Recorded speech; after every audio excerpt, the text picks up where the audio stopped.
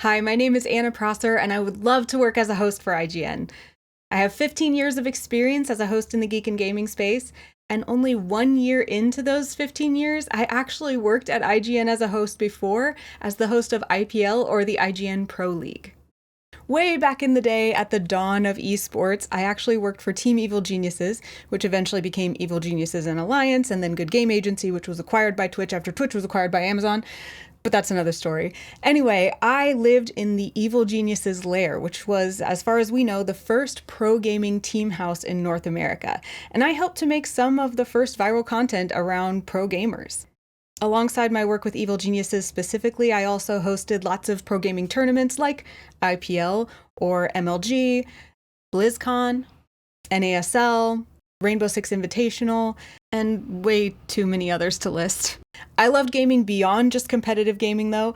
I never had the patience to practice 8 to 12 hours a day, so I knew what it was like to be a gamer just for the love of doing it, and to cross paths with all of the fandoms that gaming works adjacent to, like movies, like TV, like comics, like trading cards, all of that. So I really relished the opportunities to be part of things like E3 and PAX and Comic-Cons.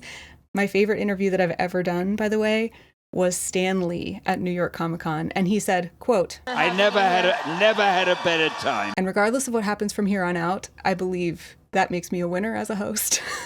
Alongside my hosting, I also worked at Twitch as the lead producer for Twitch Studios. So I helped make the content that was for Twitch, by Twitch, on Twitch. And that included things like Twitch Weekly, Stream On, all of the content that we streamed for TwitchCon from the live stage. So that meant that I was not only appearing on camera, but also doing writing and producing and casting and all the things that you know go along with making media in this space. As both a producer and a host for Twitch Studios, I even had the opportunity to produce a live stream from the Obama White House.